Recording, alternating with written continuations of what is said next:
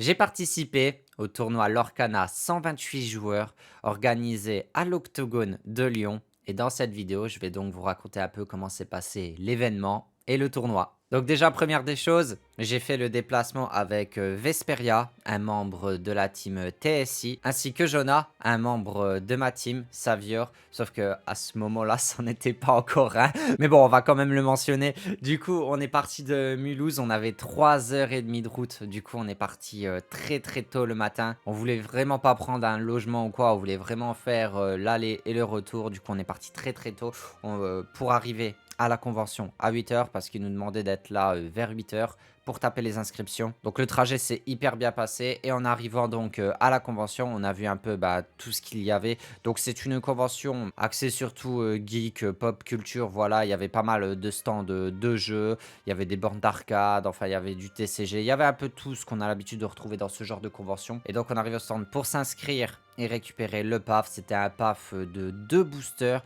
Donc le stand était vraiment cool, c'était tout aligné comme ça. Il faisait même des initiations pour ceux qui désiraient découvrir un peu tous les jeux. Il y avait du Yugi, du Pokémon, du Dragon Ball, du Lorcana, etc. etc. Donc voilà, juste après avoir récupéré nos 2 boosters, on a un peu zoné, on a un peu attendu que le tournoi commence. Initialement, il devait commencer à 9h, mais vous qui êtes habitué du TCG, vous le savez, un tournoi ne commence jamais à l'heure. Donc on a commencé un peu plus tard et en attendant, on zonait un peu.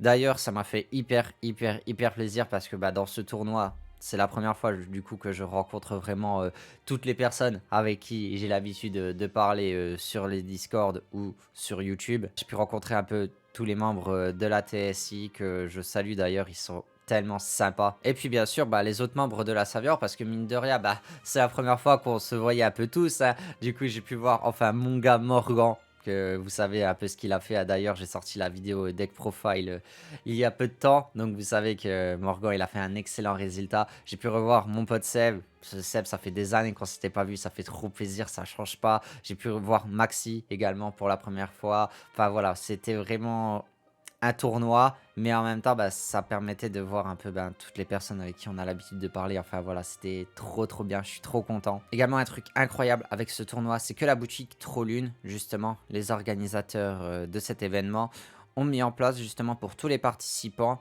6 boosters Lorcana qu'ils pouvaient acheter. C'est-à-dire qu'en plus des 2 boosters inscription, on pouvait aller sur le stand de Trollune et prendre 6 boosters en plus. Et le pire, les amis, c'est que c'était des boosters vraiment prix classique, à 6 euros. Ils n'ont même pas essayé de faire un peu plus cher au vu d'à quel point c'est difficile de se procurer des boosters. Non, incroyable. Ça, par contre, je trouve ça mais tellement incroyable de ne pas essayer de profiter justement du fait de ne pas trouver de booster, de la difficulté de ça, et juste faire prix 6 euros classique pour les joueurs. Juste une régalade, et pour ça, vraiment, merci à vous. Merci beaucoup. Donc à partir de là, le tournoi commence. Je crois que c'était environ vers 10h, un truc comme ça, je sais plus exactement. Le tournoi, j'y suis allé avec mon deck bleu-gris. Le deck que je vous ai présenté justement en vidéo, c'est la même decklist. Tout ce qui change, c'est les TK. J'ai retiré les TK pour mettre des bêtes à la place. J'ai retiré un je vole pour mettre la dernière bête. Du coup, j'y suis allé avec 4 bêtes obligatoires parce que il y a le deck violet-rouge omniprésent actuellement dans la méta et c'est vraiment le deck que je crains le plus parce que mon deck ne gagne pas contre violet-rouge. Clairement, je n'arrive pas à remonter un Soyez prête. Si je me prends Soyez prête, je n'arrive pas à remonter parce que mon deck c'est vraiment une carte par une carte et le problème c'est que juste après un Soyez prête, si je pose une carte, l'adversaire va faire un feu du dragon, il va faire maléfique dragon, il va faire Elsa. Enfin, je n'arrive pas à gagner après un bip perd. Donc la bête était là surtout pour gérer ses objets, ses chaudrons, ses miroirs magiques. Donc voilà, je mettais toutes mes chances de mon côté pour essayer de battre le deck violet-rouge. C'était vraiment le deck que je craignais le plus lors du tournoi. Moi, dans ma tête, j'y allais. Il fallait que j'esquive au maximum les violets-rouges. Donc let's go, début du tournoi. D'ailleurs, en parallèle de ça, il y avait Ketal qui streamait le tournoi sur sa chaîne. D'ailleurs, il est en train de mettre petit à petit toutes les rediffusions de tous les matchs. Donc je vous mettrai le lien de sa chaîne en description si vous souhaitez un peu aller voir les différents matchs qu'il y a pu avoir à l'Octogone. Donc mon premier adversaire a été un violet rouge. Voilà, je vous ai dit, j'esquivais au maximum les violets rouges. Première game, je me tape un violet rouge. Donc, quand je l'ai vu commencer à jouer du violet et du rouge, j'étais en mode: «Mama, c'est pas possible». Après voilà, je me suis énormément entraîné avec, Papikawa de la team, Savior justement. On a eu une petite joke, on a fait: «Je vais faire un 24 heures contre Viouge» parce que je savais pertinemment que c'était le deck, qui allait me poser le plus de problèmes. Donc, la semaine avant le tournoi, j'ai hyper joué avec, Papy justement pour essayer de comprendre au maximum, essayer de faire les meilleures, actions possibles et tout pour essayer de gagner. Mais comme je vous ai dit, malheureusement, le deck bleu-gris a trop du mal contre violet-rouge. Donc voilà, je perds 2-0 contre cet adversaire. Il a hyper bien joué. J'ai pas fait d'erreur, vraiment. Mais c'est juste, voilà, violet-rouge, les Elsa, les maléfiques dragons, comme je vous ai dit.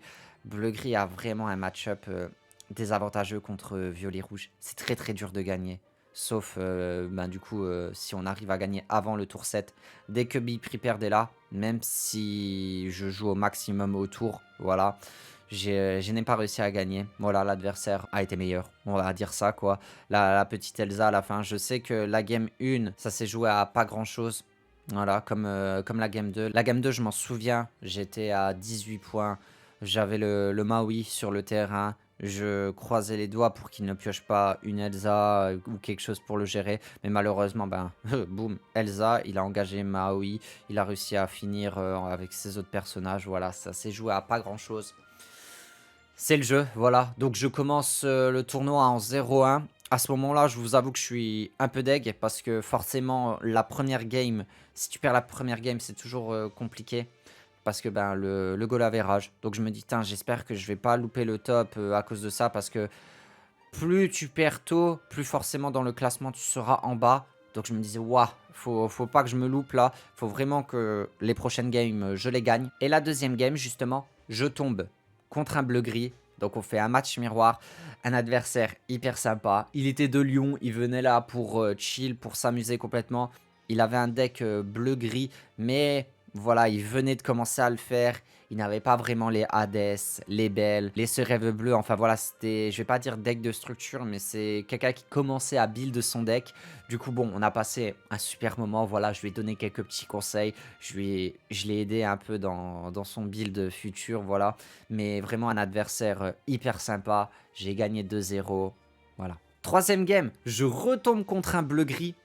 Incroyable, les matchs miroirs qui s'enchaînent. Cette fois-ci, c'était un adversaire beaucoup plus chaud, mais il jouait une version bleu-gris très différente de la mienne, parce que lui, il jouait plume en forme d'arête, miroir de la bête, il jouait les petites clochettes, histoire de Floodborn, la grosse clochette, pour ensuite la faire chanter. Enfin voilà, c'était une version vraiment, je vide énormément ma main pour essayer de générer au maximum le plus rapidement possible de l'encre pour ensuite jouer Belle et pouvoir du coup faire Belle le plus rapidement possible avec les 5 de l'or. Decklist très sympa. Après, c'est vraiment pas mon style de jeu. J'ai gagné 2-1 contre lui. Je gagne la première. La deuxième, il la gagne puisqu'elle a été beaucoup plus rapide que moi. Et la troisième, je la gagne.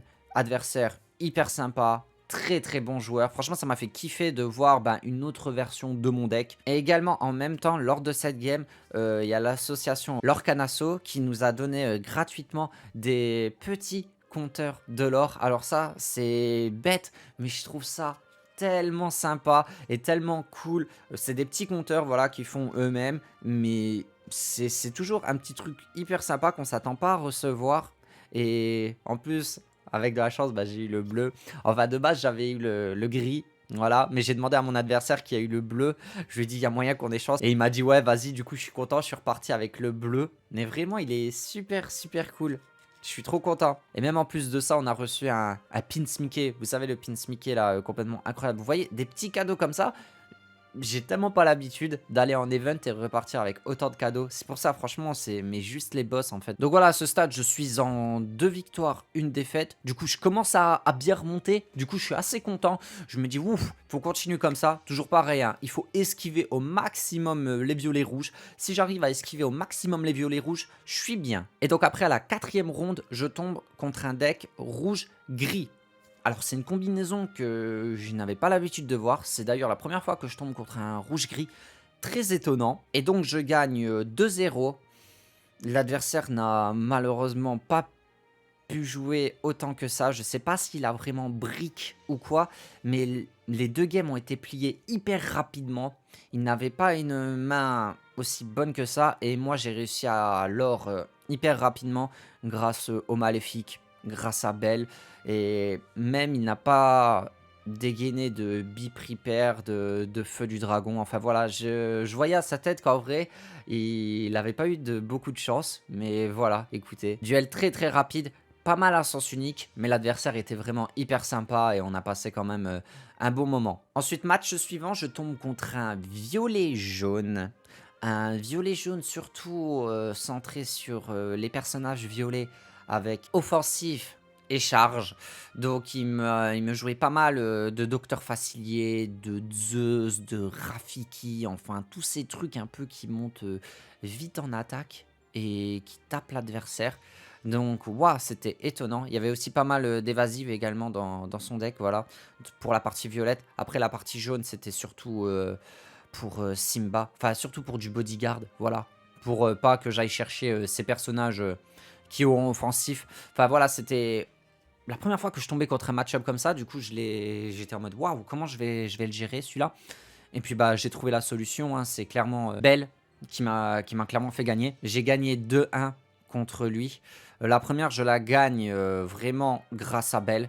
J'ai réussi en fait à monter à 16 de l'or. En fait, je cherchais vraiment pas le combat. Je cherchais vraiment à l'or au maximum. Et une fois que j'étais à 16, j'ai joué Belle. Il n'avait rien pour la gérer. C'est Elsa 8, il les avait joués avant, il était au top deck, donc vraiment je me disais, si là il pioche quelque chose par contre, c'est abusé. Mais du coup voilà, j'ai mis Belle, j'ai été chercher les 5 derniers, je gagne la première comme ça. La deuxième il la gagne, parce qu'il a été plus rapide que moi. J'ai pas réussi à la remonter. Et la troisième, voilà, ça s'est aussi joué à Belle, qui a fait la différence. Vraiment contre lui, c'est Belle MVP. C'est tout ce que j'ai à dire. Je cherchais pas vraiment à aller chercher le combat parce que bah, les bodyguards, j'ai pas vraiment envie d'aller les chercher. Et voilà, j'ai été l'or plus rapidement et j'ai réussi à la gagner comme ça. Avant-dernière ronde, je tombe contre un jaune-gris. Toujours esquiver les violets rouges. Incroyable. Jaune-gris, un adversaire très très très très solide. Voilà, mais après, jaune-gris, j'ai clairement le match-up contre. Donc je gagne 2-0. L'adversaire a très très bien joué. D'ailleurs, il a pas mal eu de chance. Il m'a sorti, je crois, 3 réponses dans les 2 games. Donc je me suis mangé à mort des réponses.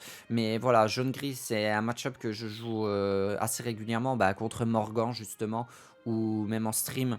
Donc je sais comment jouer contre et j'ai développé mon jeu comme il faut. J'ai pas vraiment de trucs à dire contre lui. La game s'est passée correctement. J'ai réussi à prendre l'avantage alors plus rapidement, tout en évitant justement de lui infliger au maximum des dégâts pour pas qu'il soigne avec réponse. Et la game s'est hyper bien passée, voilà. Le duel s'est hyper bien passé et à ce stade, je suis donc en 5 victoires, une défaite. Donc je suis assez content de moi et je me dis je peux clairement en fait même top encore plus. Je peux carrément aller dans le top 8. Il reste juste la dernière game de ronde. Celle-là, faut pas que je la perde. Et finalement, ce qui devait arriver arriva. Le classico les amis.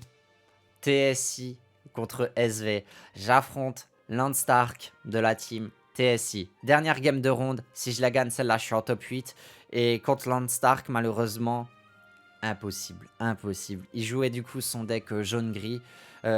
D'ailleurs, Landstark, je spoil un peu, mais qui est donc le gagnant du tournoi. Donc, ok, j'ai perdu contre Landstark, mais il a gagné le tournoi. Ok, il m'a pris mon top 8, mais il a gagné le tournoi. Donc, j'accepte. Mais sinon, à part ça, Landstark, mais juste le mec incroyable. Il est vraiment trop fort, les amis. La différence de niveau entre lui et moi est juste insane. Je comprends qu'il ait gagné le tournoi. Il a une vision du jeu, mais incroyable. Il prévoyait mes coups, il voyait largement en avance. Enfin, chaque move, chaque carte jouée était calculée.